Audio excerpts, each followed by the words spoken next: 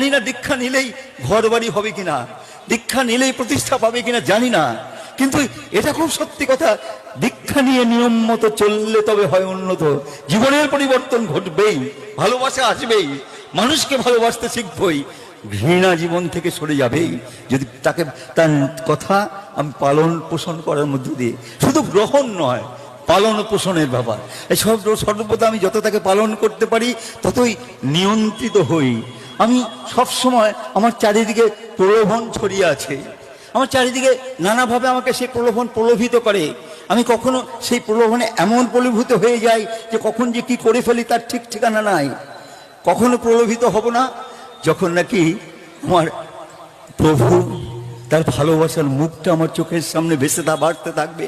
আর তখন আমি যখন খারাপ কাজ কিছু একটা করতে যাচ্ছি তখনই মনে হবে তো এই হাসি মুখটা তো এক্ষুনি বন্ধ হয়ে যাবে, আমি করতে পারবো না। ঠাকুর অনুকূলচন্দ্র দায়িত্ব বলেন, ভৎসনার ভয় রাখার চেয়ে ভালোবাসার ভয় রাখা ভালো।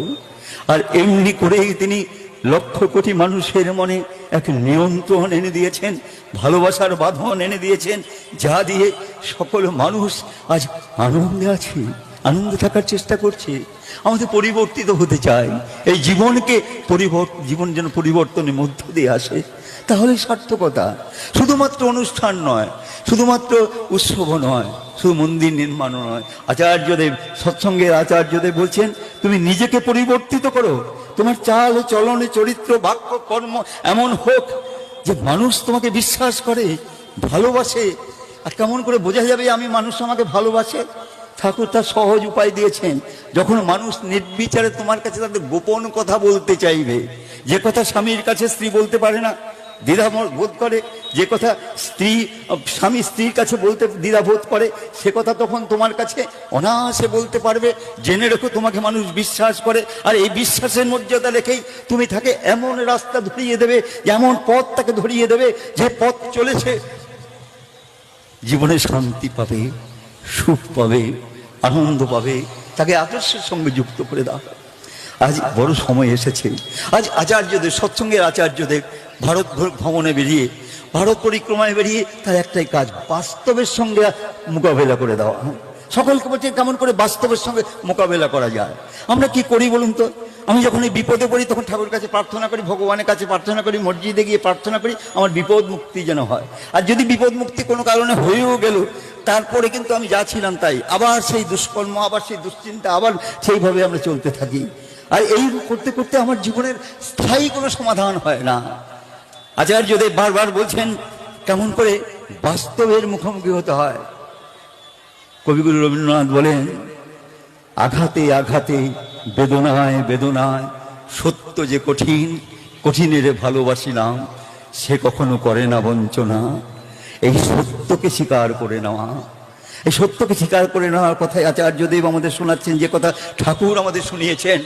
বাস্তবকে স্বীকার করতে হবে, আর সেই জন্য যে ত্যাগটুকু করতে হবে, যেটুকু আমাকে ছাড়তে হবে সেটা ছাড়তেই হবে, শুধু কথায় নয়, আমার এই চরিত্র দিয়েই। আমরা যে এত ভালোবাসার কথা বলি, কেমন করে আসবে ভালোবাসা বলুন তো?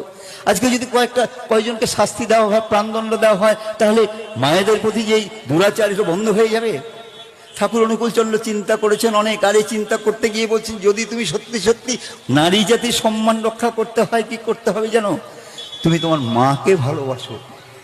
মাকে যদি ভালোবাসতে পারো, মাকে যদি বিশ্বাস করতে পারো, তোমার লেখাপড়া না জানা মা, তোমার কম্পিউটার না জানা মা, তোমার ওই ইন্টারনেট না জানা মা, তাকে যদি তুমি বিশ্বাস করে জড়িয়ে ধরে জীবনের সমস্ত সমস্যার কথা বলতে পারো, জেনে রেখো তুমি ভালো থাকবে। ঠাকুর অনুকূলচন্দ্র বললেন, মাকে যদি না ভালো কিছুতেই হবে না। বললেন পিতামাতাকে ভালোবাসার কথা। আমাদের ভালোবাসার উৎস ভূমি হচ্ছে ওই পিতামাতা। বলছেন আপনে মায়ে ভক্তি ফোটে না, ভক্তি পরের মায়ে ভক্ত জানিস কারুর নস্তুই, ফিরিস বৃত্তি দেয়। আমার মাকে ভালোবাসতে ইচ্ছা করে না, আমার স্ত্রীকে মেনে নিতে ইচ্ছা করে না, অথচ আমি পৃথিবী সকলকে ভালোবাসতে চাই। ঠাকুর অনুকূলচন্দ্র বললেন, হ্যাঁ, এই ভালোবাসার মধ্যেই আছে কোনো খারাপ চিন্তা। আর সেই জন্য মাকে ভালোবাসার কথা।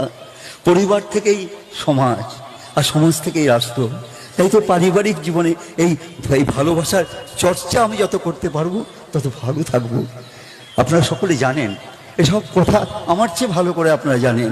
এই জানাটা শুধুমাত্র জীবনে প্রয়োগ করা, জীবনে প্রত্যেক মুহূর্তে সেই প্রয়োগ কায়দাটা শিখে নিয়ে চাইলে প্রয়োগ করা, তাহলেই হাজারো সমস্যার মধ্যে দৈনন্দিন জীবনের সাংঘাতিক পরিস্থিতির মধ্যেও আমি প্রাণ খুলে বলতে পারবো আমি ভালো আছি।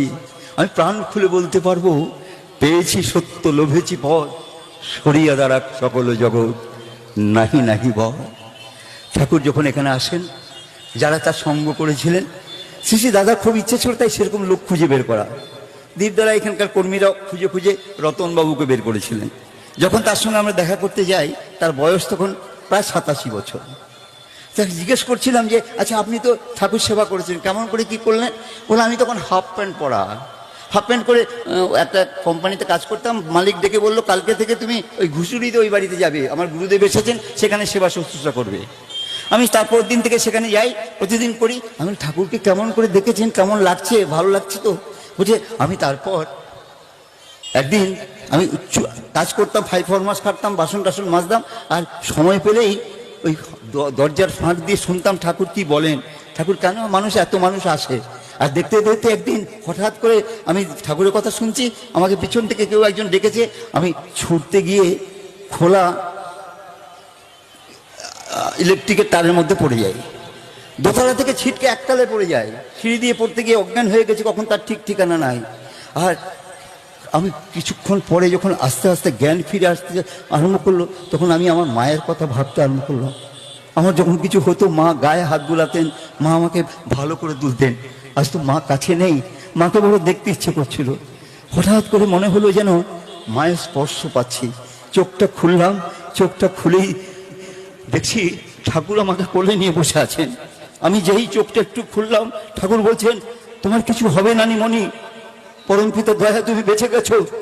তারপর তাকে যেন বললেন এই 1 গ্লাস দুধ নিয়ে আয় তো, গরম দুধ নিয়ে আয় তো। নিজে হাতে আমাকে সেই দুধটুকু খাইয়ে দিলেন। আর যতক্ষণ পর্যন্ত আমার জ্ঞান না আসছে ততক্ষণ তিনি আমাকে কোলে করে নিয়ে বসে থাকলেন আর বলতে থাকলেন তোমার কিছু হবে না মণি, পরমপিতা দয়া তুমি বেঁচে যাবে। এই যে ভালোবাসা। 87 বছর বয়সে জিজ্ঞাসা করলাম আপনি কবে দীক্ষা নিয়েছেন? বলে বাবা আমি তো দীক্ষা নেইনি, কেউ তো আমাকে দীক্ষা নেওয়ার কথা বলেনি। আর সেদিন বলছিলাম যে আপনি এখন কি দীক্ষা নিতে চান? যদি এখন বলা হয় দীক্ষা কেন নিতে হয়, বলে হ্যাঁ হ্যাঁ দীক্ষা নেই, আনুষ্ঠানিকভাবে দীক্ষা নেই আর নেই না নেই, তিনি আমার গুরু, তিনি আমার বাবা, তিনি আমার জীবনের সব। আজ এই বয়সও তার এই ভালোবাসার স্পর্শ আমি কখনো ভুলতে পারবো না। সেদিন সপরিবারে নাতি নাতনি সপরিবারে তাহলে দীক্ষা গ্রহণ করলেন। শুধু গ্রহণ নয়, নাতি নাতনিকে ঠাকুরের দয়ার কথা বলতে বলতে তিনি হাউ হাউ করে কেঁদে উঠেছেন। ঠাকুর অনুকূল চন্দ্র এমনি করেই ভালোবাসেন। আমি তার ভালোবাসাকে মর্যাদা দিয়ে আমি ভালোবাসার মানুষ হয়ে উঠি, তাহলে সার্থক হবে। তাহলে এই আয়োজন, সব আয়োজন সার্থক হবে। ঠাকুরের শ্রীচরণে আপনাদের সকলে সর্বাঙ্গীন মঙ্গল প্রার্থনা করি। সকলে ভালো থাকুন, সকলকে নিয়ে ভালো থাকুন। একা ভালো থাকা নয়, সকলকে নিয়ে ভালো থাকুন, সকলকে নিয়েই আমরা চলবো, এই সংকল্প নিয়ে বাড়ি ফিরে যাই। আর সেই সঙ্গে সঙ্গে আমার নিজের জীবনের যে ভুল ত্রুটিগুলি আছে, সেই ভুল ত্রুটিগুলি সংশোধন করে ঠাকুরের মানুষ হয়ে উঠুন। আজকে দয়া করে এখানে আসার সুযোগ দিয়েছেন যারা, তাদের ঠাকুরের শ্রীচরণ তাদের সর্বাঙ্গীন মঙ্গল প্রার্থনা করি। আপনারা সকলে সর্বাঙ্গীন মঙ্গল প্রার্থনা করি। সকলে ভালো থাকেন। জয় গুরু।